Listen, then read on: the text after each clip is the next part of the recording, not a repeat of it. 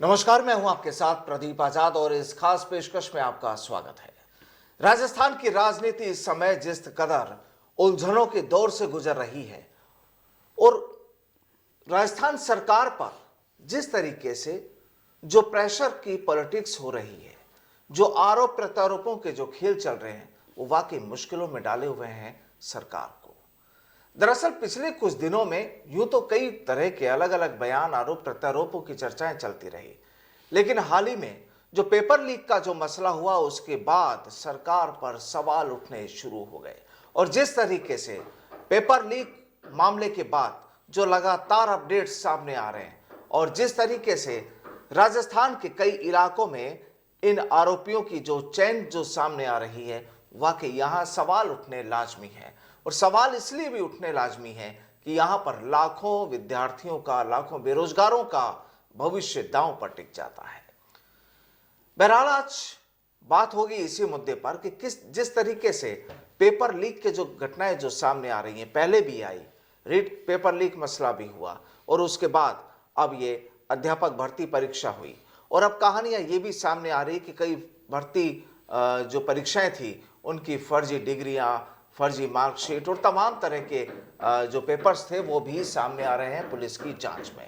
आज इसी मुद्दे पर चर्चा होगी और चर्चा के लिए हमारे साथ मौजूद हैं उपेंद्र यादव, जो लगातार बेरोजगारों के लिए लड़ाई लड़ते रहे हैं। उपेंद्र जी, क्या लगता है कि जिस तरीके से राजस्थान में जो घटनाएं ये हो रही हैं, जिस तरीके से जो घटनाएं हो रही हैं, क्या लगता है कि क्या सरकार फेल है, व्यवस्थाएं जो होनी चाहिए वो नहीं है? कहानी क्या लगती है? देखो, एक नहीं, दो नहीं, 10 भर्ती परीक्षाओं के पेपर लीक हुए हैं और ये लीक युवा बेरोजगारों को सपनों को तोड़ा है और हत्या हुई है। जिस प्रकार हनुमानगढ़ में एक अभ्यर्थी ने आत्महत्या की, वो रीट की तैयारी कर रहा था, पहले रीट की एग्जाम दी, उसको लेवल 2 का पेपर रद्द हो गया, सेकंड ग्रेड की वो तैयारी कर रहा था। तो युवा अवसाद में है, परेशान है, दुखी है। और राजस्थान में सबसे ज्यादा भर्तियां ही है, लेकिन राजस्थान में सबसे ज्यादा पेपर लीक भी राजस्थान में है, यानी कि 10 भर्ती परीक्षाओं का पेपर लीक होना एक चिंताजनक है। युवाओं के भविष्य के साथ बड़ा खिलवाड़ है। मैं देख रहा हूँ कि जो उनके नवनियुक्त सुचिंदर जी, जो उनके रंधावा जी है, रंधावा जी पूरा नाम मैं भी पूरा नहीं जानता, नए नए हैं। सुखजिंदर रंधावा, हाँ, तो वो लगातार मीटिंग ले रहे हैं कांग्रेस के एमएलए और मंत्रियों के साथ, कांग्रेस के कार्यकर्ता पदाधिकारियों के साथ। ऐसी मीटिंग कांग्रेस के नेताओं को पेपर लीक को लेकर कि इतने पेपर लीक हुए, इनको कैसे रोका जाए, इन माफियाओं का खात्मा कैसे किया जाए, पेपर लीक मुक्त राजस्थान कैसे बनाया जाए, और जो सेकंड ग्रेड भर्ती परीक्षा में पेपर लीक उन अभ्यर्थियों के साथ न्याय कैसे किया जाए जो कह रहे हैं कि हमारा भविष्य का क्या होगा। और जो फर्जी डिग्री, डिप्लोमा, दिव्यांग सर्टिफिकेट का जो खेल उद्योग धंधा राजस्थान में चल रहा है, आज से नहीं, मैं पिछले साल भर से चिल्ला चिल्ला के कह रहा हूं। मैंने लिखित में कई बार दे दिया, इसके लिए कानून लेकर आए, इनके खिलाफ कार्रवाई करें। बहुत कुछ हर बार मैंने ये मांग रखी है। गुजरात आंदोलन में भी ये अहम मांग थी कि आप ये उद्योग धंधों को बंद करिए।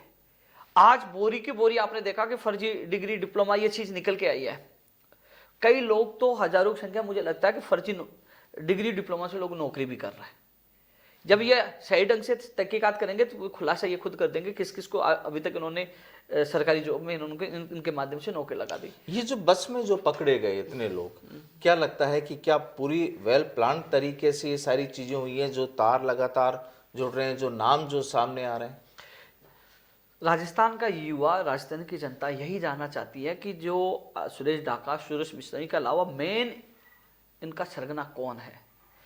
पेपर लीक कहां से हुआ, आरपीएससी से हुआ, तो आरपीएससी से देने वाला कौन अधिकारी था, कौन कर्मचारी, पूरा खुलासा होना चाहिए।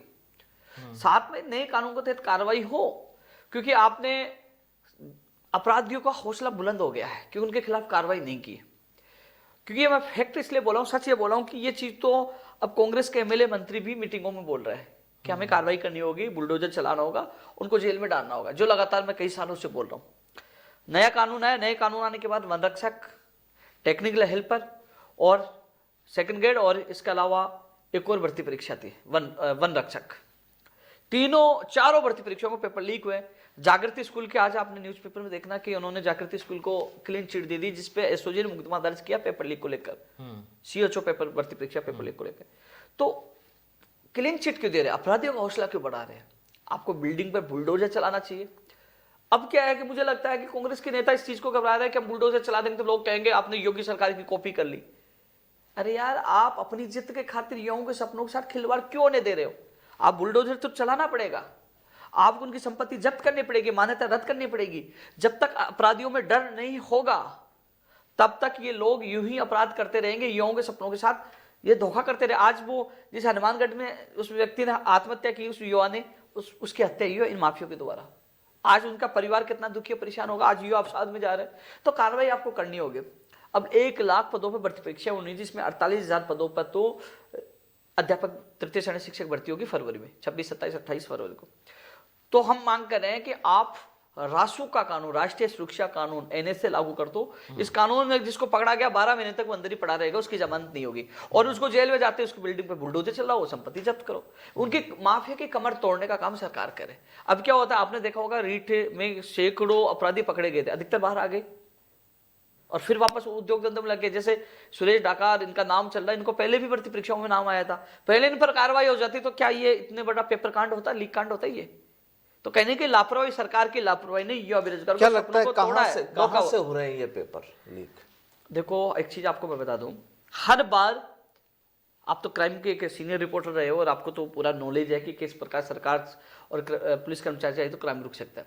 हर बार भर्ती परीक्षा पेपर लीक की सुई कहा जाती है, सांचौर, जालोर, बाड़मेर, ठीक है, 3-4 इलाकों में नाम जाता है। लेकिन बाड़मेर, जालोर के लोग बहुत अच्छे, मैं कई बार जाता हूं, उनका मान सम्मान प्यार में देखता हूं तो बहुत अच्छे हैं। वो भी दुखी है कि इन अपवादों से, इन पेपर माफियों की वजह से उनका जिला बदनाम हो रहा है, वो बदनाम हो रहे हैं। विष्णु समाज के जो कुछ लोग, ये अपराधी नहीं कि पूरा विष्णु समाज गलत थोड़ी है, विष्णु समाज के सभी लोग हैं, बहुत अच्छे लोग हैं, बड़े बड़े अधिकारी है, लेकिन वो भी इनकी वजह से बदनाम हो रहे हैं, वो भी चाहते हैं इनका खात्मा हो। तो आपको, हमें ये पता है, जब पुलिस प्रशासन सरकार को ये पता है कि बाड़मेर, सांचौर, जालोर, वहीं तक हर, चाहे वो लाइब्रेरियन हो, चाहे जैन हो, चाहे आपकी रीट हो, उदारा वहीं का था, ये सारी चीजें वहीं जाके अटक रही है, यही खुलासा हो रहा है कि माफिया वहां के रहने हो, तो खात्मा क्यों नहीं कर पा रहे, क्यों समाप्त नहीं कर पा रहे? आप ऐसा सिस्टम स्थापित करो कि कोई भी कभी भी शिकायत कर सके। आज विद्यार्थी किसको शिकायत करे? मुझे शिकायत करते हैं, मैं किसको करूं? कोई सुनने वाला नहीं है। तो ऐसा सिस्टम स्थापित करो जो कभी भी विद्यार्थी शिकायत करे तो तुरंत उसको ट्रेस करके और एग्जाम से पहले उठाया जाए। कार्रवाई करने के लिए सरकार की इच्छा शक्ति होनी चाहिए। आप बता रहे हो कि रीट में जब लोग पकड़े गए थे वो लगभग बाहर आ चुके और कह रहे हैं आप कोई कार्रवाई नहीं हुई। अब यहाँ पर इस अध्यापक भर्ती परीक्षा में जो भी तस्वीर सामने आई, क्या लगता है कि वाकई इनको सजा मिलेगी? और दूसरा, कानून बन चुका है, क्या कानून की पालना हो रही है राजस्थान में? देखो, कानून की पालना होती तो मैंने अभी थोड़ी देर पहले मैंने भर्तियों का नाम गिनाए, वन रक्षक, टेक्निकल हेल्पर 6 परीक्षा केंद्रों पर गरपाट, और आपके वन रक्षक के अलावा एक सेकंड ग्रेड हो गई और कांस्टेबल, यानी कि 3-4 भर्ती परीक्षाओं को पेपर लीक हुए कानून के आने के बाद। तो क्या उन पर उनकी संपत्ति जब्त क्यों नहीं हुई?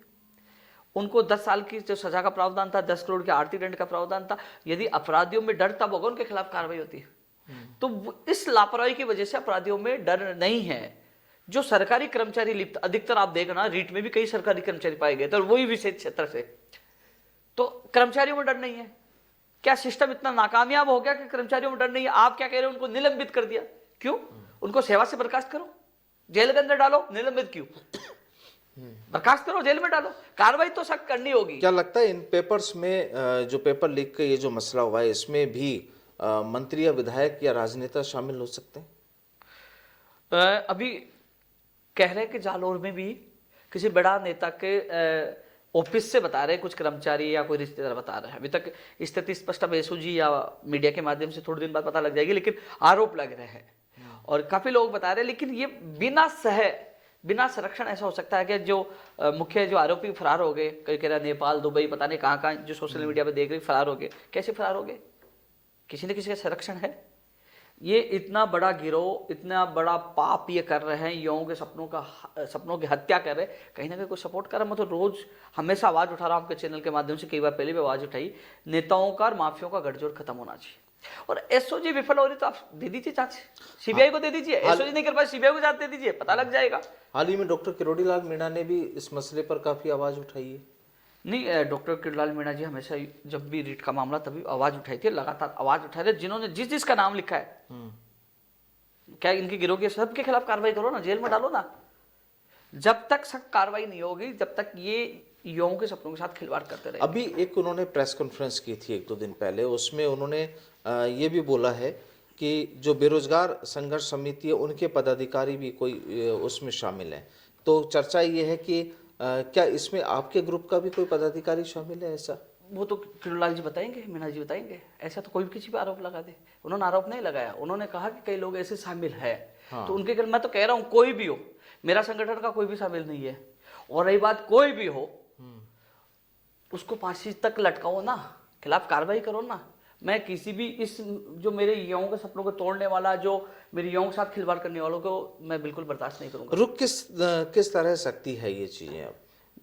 एक तो रासुका लागू करिए, रासुका लागू करिए। और जो आपने सवाल उसका मैं एक बार और थोड़ा और जवाब देना चाहूँगा कि जो आपने कहा सोशल मीडिया पे कुछ अराजक तत्व है जो उनके पास कुछ भी नहीं है, उन्होंने छोटे छोटे अपने हिसाब से संगठन बना के और केवल भ्रमित करने का काम करते हैं युवाओं को, जो अब आवाज़ मुझे बदनाम करने की कोशिश कर रहे हैं कि ये है जो आपने सवाल पूछा, ऐसी कई बातें सामने आ रही। मैंने डॉक्टर साहब से मैंने फ़ोन की, मैंने बात की उनसे भी, बोले ऐसी कोई बात नहीं है ना। तो ये अफवाह इसलिए फैला रहे कि वो कुछ नहीं कर पा रहे। पेपर लीक हुआ, सड़कों पे कौन था? 28 तारीख को उपेन्द्र यादव था ना सबसे पहले। मैं लड़ रहा हूँ ना, कानून के लिए अनशन पे कौन बैठा? उपेन्द्र यादव। जब युवा दुखी और परेशान होता है, डांडी आता निकालना, जेल जाना, सबसे ज्यादा आंदोलन धरातल पे आके मैं युवाओं की आवाज में उठाता हूँ। लेकिन इनकी ओछी हरकत है, उस पर मैं जवाब नहीं दूंगा। बस समय जवाब देगा, पुलिस देगी जवाब, एसओजी देगी और डॉक्टर साहब देंगे। लेकिन चीजों कोई फर्क नहीं पड़ता। सत्यमेव जयते। कुल मिलाकर कहानी है कि जो लगातार जो पेपर लीक हो रहे हैं, जाहिर सी बात है कि युवाओं के साथ तो एक चिटिंग ही मानी जा सकती है, धोखा ही माना चिटिंग क्यों? जा सकता है। हत्या युवाओं के सपनों की। बिल्कुल। मैं तो चिल्ला चिल्ला के कह रहा हूं, राजस्थान नंबर 1 बन चुका पेपर लीक में। क्यों? कितने, 1 नहीं 2 नहीं 10 भर्ती परीक्षाओं के पेपर लीक हो गए। बिना मिली भगत की ये नहीं हो बिना सकते, शह के संभव नहीं हो है। सकते। आप सीबीआई जांच करवा लो। और मैं तो कह रहा हूं चलो आने वाली 1 लाख भर्ती परीक्षाओं को बचाने के लिए आप रासुका लागू करिए ना।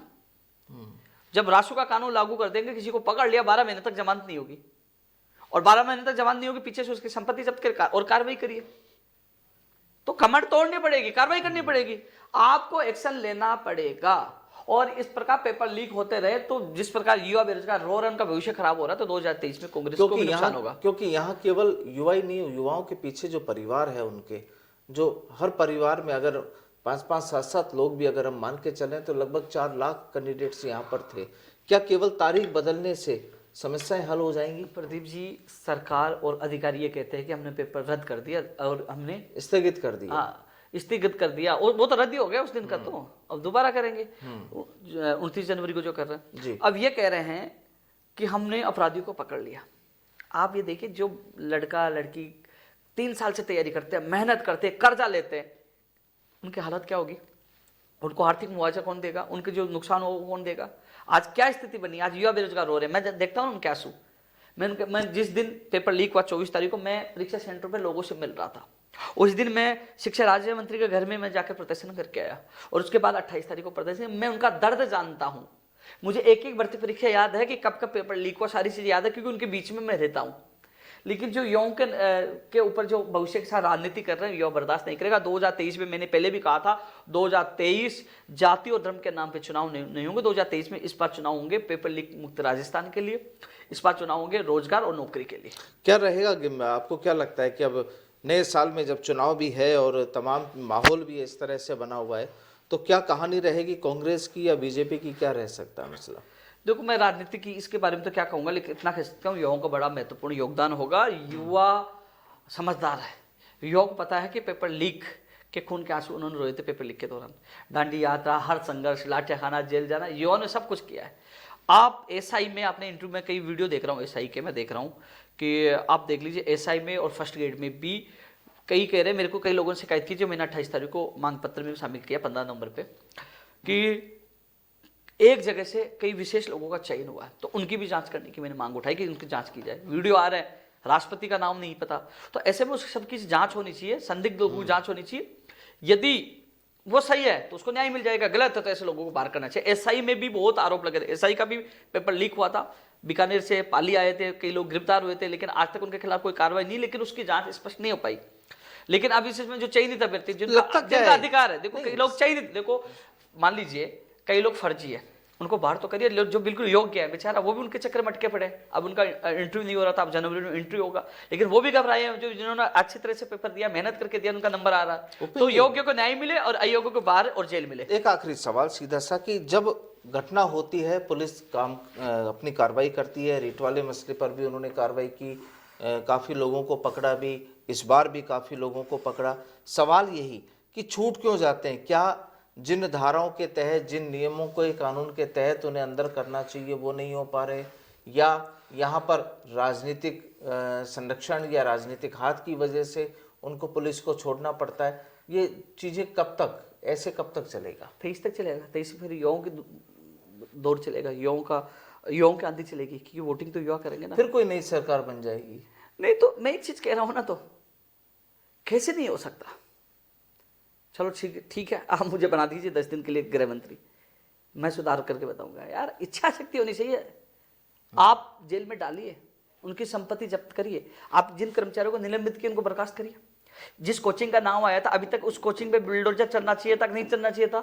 सील होनी चाहिए थी, नहीं होनी चाहिए थी? संपत्ति जब्त होनी चाहिए कि नहीं होनी चाहिए? जब कार्रवाई नहीं करोगे, अपराधियों में डर ही नहीं होगा। 1 रक्षक, टेक्निकल हेल्पर और आपके सेकंड ग्रेड, ये 3 भर्ती परीक्षा तो यह, चौथी एक और 4 भर्ती परीक्षाओं का कांस्टेबल, जो 4 भर्ती परीक्षाओं का अपराधियों के खिलाफ क्या कार्रवाई कर ली?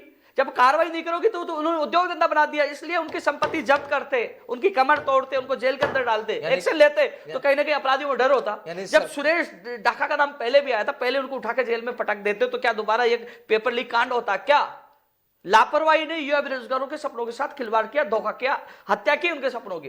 इसलिए सरकार को एक्शन लेना होगा। इसलिए मैं मुख्यमंत्री जी से अपील कर रहा हूं, आप एक्शन लीजिए। आपने भर्तियां बहुत निकाली, आपने बहुत अच्छे कार्य किए, लेकिन एक्शन लीजिए, एक्शन लीजिए, बड़ा एक्शन लेना। सवाल यह उठता है कि जैसे सेकंड ग्रेड का एक पेपर लीक हुआ, विपक्ष ने बोला, कई नेताओं ने बोला, हमने आंदोलन किया, पेपर लीक हुआ। लगता है अभी और भी पेपर लीक हुए होंगे, मैं यही तो सर, मैं इसी पे आ रहा हूं। पेपर लीक हुआ, आंदोलन किया, सोशल मीडिया के माध्यम से सरकार की छवि तो मिली। अब कई लोग मुख्यमंत्री जी को और ये जो कई ऐसी राय दे रहे कि साहब पेपर लीक तो वो भी है, लेकिन हम उनको रद्द कर देंगे तो सरकार की छवि और धूमिल हो जाएगी। फिर क्या करते हैं? हमारी इज्जत बचाने के लिए हम उसको दबाने की कोशिश करते हैं। पहले भी ऐसा ही हुआ, पहले भी कई जगह सरकार कोई सी भी हो, कि हाँ सरकार की इज्जत बचाने के लिए उसको दबा देते हैं, वो अपराधी बच जाते हैं और उनके हौसले बुलंद हो जाते हैं, उन्होंने उद्योग धंधा बनाकर और भर्ती परीक्षाओं में खिलवाड़ करते हैं। दबाना नहीं चाहिए। वो एक 24 तारीख को जो बस पकड़ी गई है, उससे पहले वो बस में कौन कौन गए थे, पहले उनकी पहचान करें। क्या और भर्ती परीक्षाओं के जो उससे पहले जो पेपर हुए थे, क्या वो परीक्षा हुई थी, क्या उसमें वो पेपर लीक नहीं हुए? क्या उसकी सत्यता की जांच नहीं होनी चाहिए? कौन कौन गए थे, क्या क्या, उसकी जांच नहीं होनी चाहिए? तो हम लोग बचाने के बजाय सख्त एक्शन लेना चाहिए। मुख्यमंत्री जी, आपको सख्त एक्शन लेना चाहिए। आपको किसी की राय की तरफ ध्यान नहीं देना चाहिए कि सरकार की छवि धूमिल। वो तो होना था हो गया, युवाओं को जो नुकसान होना था हो गया। आपके पास रिपोर्ट ये आ रही है कि हाँ पेपर पहले वाले भी लीक हुए, तो तुरंत एक्शन लीजिए और रद्द करिए, उनको जांच करवाइए। आपको घबराने की आवश्यकता नहीं है, हम समर्थन देंगे इस एक्शन के लिए। युवा आपके साथ आएगा और फिर उनको जेल में डालिए, उन पे बुलडोजर चलाइए। कोई नहीं कहेगा कि कॉपी कर रहे, नहीं, ये हमारे मुख्यमंत्री कर रहे हैं। आपको सख्त एक्शन लेना पड़ेगा, कार्रवाई करनी पड़ेगी। ये पता लगाना होगा कि बस में कितने लोग पहले गए थे, किस किस के पास पेपर लीक हुआ था। अरे उनको तो बाहर कर दीजिए कम से कम, जिससे अन्य योग्य अभ्यर्थियों को मौका मिले। ये एक्शन लेना होगा।